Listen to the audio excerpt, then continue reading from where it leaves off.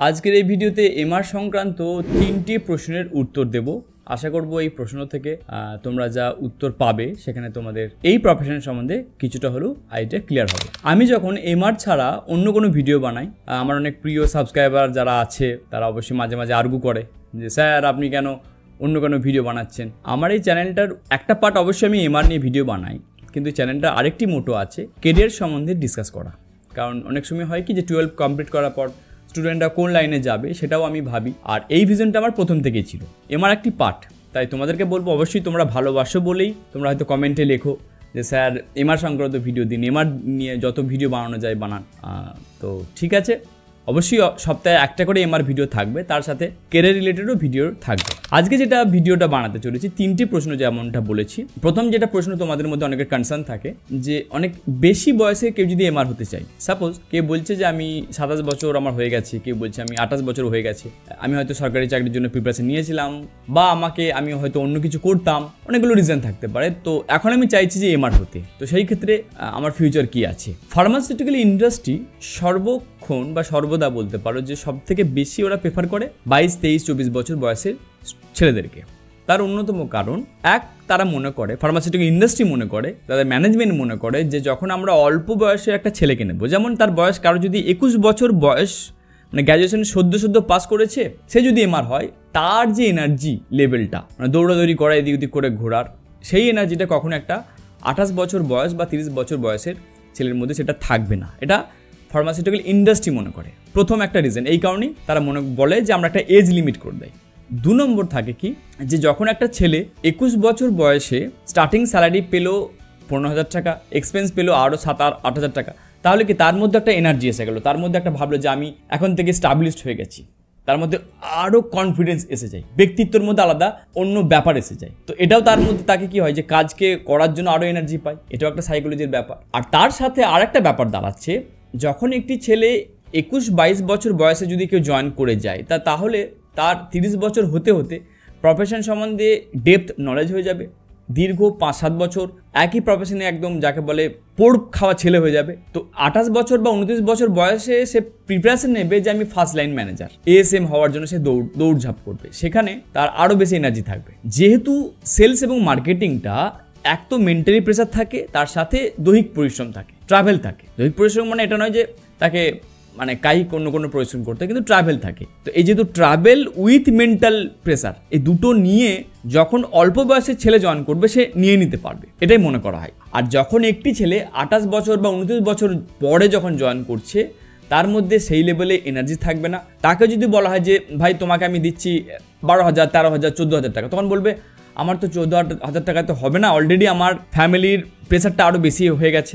এমনও হয় কেউ মানে বিয়েও করে নিচ্ছে, তো বলছে আমার অলরেডি ফ্যামিলি আছে, এক তো বাবা মাকে টানতে হচ্ছে, আবার মানে বউ বাচ্চার ব্যাপার আছে, তো এই টাকাতে আমার হবে না, আমার এখন লাগবে 30,000, 40,000 টাকা। তাহলে ছেলেটা যদি 28 বছর বয়সে জয়েন করে, তার কাছে 15,000 টাকা মনে হবে যে নগণ্য, কিন্তু একটা 21 বছর বয়সের ছেলে যদি জয়েন করে, তার কাছে এই টাকাটা মনে হবে অনেক। ব্যাপারটা বোঝা যাচ্ছে? তো এই কারণেই কিন্তু এজের একটা বাউন্ডেশন দিয়ে দেয়। এবার এখন প্রশ্ন, আমার যদি মনে হয় যে আমি 28 বছর বয়সে জয়েন করতে পারবো কি? অবশ্যই পারা যাবে, অসম্ভব কিছু নয়। 30 বছর বয়সেও কিন্তু এমআর হতে পারে। এখানে প্রথম যেটা করতে হবে, যখন সুযোগ পাচ্ছ 27 বছর বা 28 বছর বয়সে, এই যে 1-1.5 বছরে টাকার ব্যাপার চিন্তা করলে হবে না, তোমাকে প্রফেশন সম্বন্ধে ডেপথ নলেজ নিতে হবে। তুমি যে টেরিটরিতে কাজ করবে, যে হেডকোয়ার্টারে কাজ করবে, ওই হেডকোয়ার্টারের মাস্টার লোক হয়ে যেতে হবে, প্রচণ্ড পরিমাণে নিজেকে রিপ্রেজেন্ট করতে হবে।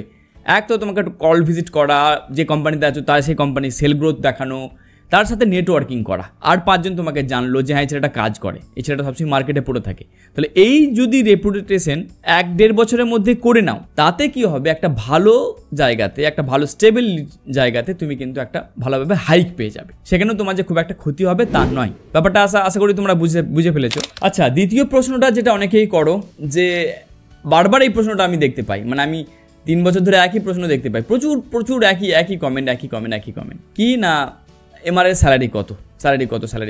বর্তমানে একটা যদি একদম বলছি মিডিওকার কোম্পানি হোক বা একদম স্টার্টআপ কোম্পানি হোক, লঞ্চিং কোম্পানি হোক না কেন, বর্তমান স্যালারি তুমি ধরে নিতে পারো 12 থেকে 13,000 টাকা তুমি পাবে। কিছু পিডি হাউস আছে যেখানে তুমি হয়তো 7,000 থেকে 9,000-এর মধ্যে পাবে। একটা যদি কোম্পানি যদি কেউ করে তো সেই কোম্পানিতে তোমার 10 থেকে 12,000 পাবে, পিডি হাউসের ক্ষেত্রে থেকে 7 থেকে 9,000 টাকা পাবে। এটা হচ্ছে একদম স্যালারি কথা বলছি। এক্সপেন্সের ব্যাপারটা পুরোটাই ডিপেন্ড করছে কোম্পানি যা যা প্রসেস তারা চালু করেছে। যেমন কিছু কোম্পানি বলতে পারে যে আমি স্যালারিটা দেবো হয়তো 10 থেকে 12,000 টাকা, ওর মধ্যে স্যালারি রাখবো একটা ফ্রেশার্সের জন্য, কিন্তু এক্সপেন্সটা হবে, এক্সপেন্স বলতে তোমার যে তেল খরচাটা, পার ডে আমি তেল খরচা দেবো 3 টাকা, তাহলে সেখানে আমাদের 3 টাকা যদি তেল খরচা হয় তো সেখানে দেখা যাচ্ছে যে অলমোস্ট প্রতি মাসে 8 থেকে 9,000 টাকা তোমরা এক্সপেন্স পাবে। তাহলে স্যালারির সাথে এক্সপেন্স মার্চ করলে 20,000 আসছে। যদি আমি পিডি কোম্পানির ক্ষেত্রে দেখি তো পিডি কোম্পানি বলতে পারে যে আমার স্যালারি দেবো ধরো 8,000 টাকা বা 9,000 টাকা, সাপোজ 9,000 টাকা স্যালারি দেবো, তার সাথে যদি তারা বলে যে আমরা এক্সপেন্সের জন্য 5-6,000 টাকা বেঁধে দেবো, এর বেশি নয়, সেটাও তারা করতে পারে। আলটিমেট এতটুকু বলতে পারি, প্রথম কিন্তু তোমরা স্যালারি নিয়ে কিন্তু মাথা ব্যথা বেশি করবেন। যে হেডকোয়ার্টারে কাজ করবে মনস্থির করে নিয়েছো, হেডকোয়ার্টারটা চেনো, ডক্টরের কাছে পৌঁছাও, নেটওয়ার্ক বিল্ড করো, যে সিনিয়র দাদারা আছেন তাদের সাথে উঠা বসা করো, কথা বলো, রিলেশন বিল্ড করো। রিলেশন মানে শুধুই নয় যে শুধু ডক্টরের সাথে রিলেশন সব জায়গাতে হয়। নিজের অস্তিত্বকে ধরে রাখার জন্য তোমাকে সিনিয়র দাদার সাথেও কথা বলতে হবে, স্টকিস্টের সাথেও রিলেশন বিল্ড করতে হবে, তোমার কোম্পানির সাথেও রিলেশন বিল্ড করতে হবে। আলটিমেট তোমার যে কাজটার শুরু করার সুযোগ পাচ্ছ, সুযোগটাকে হাতছাড়া করবে না, সুযোগটাকে নাও। ধরো কোনো একটা পিডি কোম্পানি তোমাকে অফার করলো যে দেখো ভাই তুমি তো নতুন ছেলে, তুমি তো কিছুই জানো না প্রফেশন সম্বন্ধে, তোমাকে আমি 8,000 টাকা বেতন দেবো আর তোমাকে আমি এক্সপেন্স দেবো 5,000 টাকা। আমার অ্যাডভাইস হবে তুমি না করবে না, চলো ঠিক আছে যা পাচ্ছি আপনি তাতেই আমি খুশি, আমাকে সুযোগ করে দিন কাজ করার।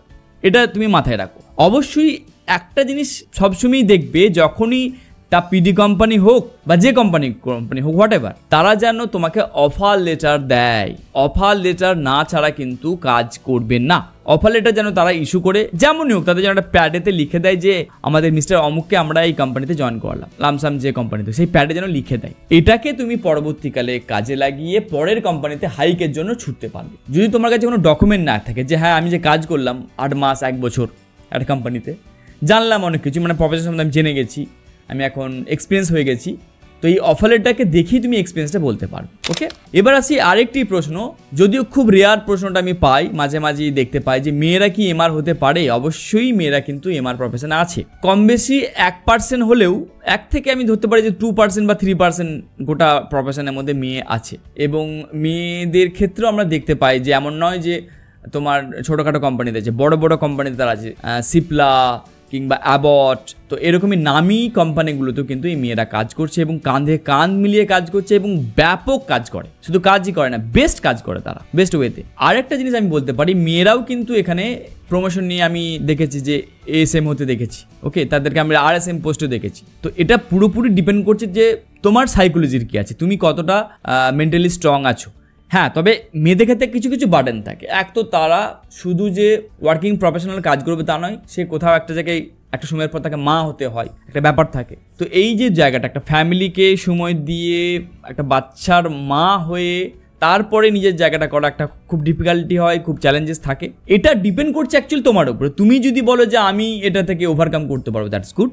যদি বলো যে না আমি করতে পারবো না, সেটা অন্য জায়গায় সুইচ করে যাবে, অন্য প্রফেশনে চলে যাবে, কোনো অসুবিধা নেই। তবে অবশ্যই বলতে পারি মেয়েরা কিন্তু এখানে প্রফেশনে কাজ করে এবং তোমার কাজ করতে কোথাও দেখতে পায় না যে মেয়ে বলেছে মানে কোথাও পিছিয়ে থাকে, খুব ভালোভাবে সে কাজ করছে। তাহলে এই ছিল আজকে 3টি প্রশ্নের উত্তর এমআর সংক্রান্ত। পরের সপ্তাহে আবার এমআর সংক্রান্ত ভিডিও বানাচ্ছি। আচ্ছা, আরেকটা কথা বলে রাখি, আমার কিন্তু ব্যাচ অলরেডি একটা ব্যাচ রানিং চলছে, নেক্সট ব্যাচ এই মাসের 15 তারিখ থেকে শুরু হচ্ছে। তো তুমি যদি এই প্রফেশনে আসতে চাও, যদি তুমি ট্রেনিং নিতে চাও, বিস্তারিত জানার জন্য একটি ফর্ম দিয়ে দিচ্ছি, তোমরা এই ফর্মটা ফিল আপ করো, আমার টিম তোমার সাথে যোগাযোগ করে নিচ্ছে। পরের ভিডিওতে আবার দেখা হবে। Thank you very much.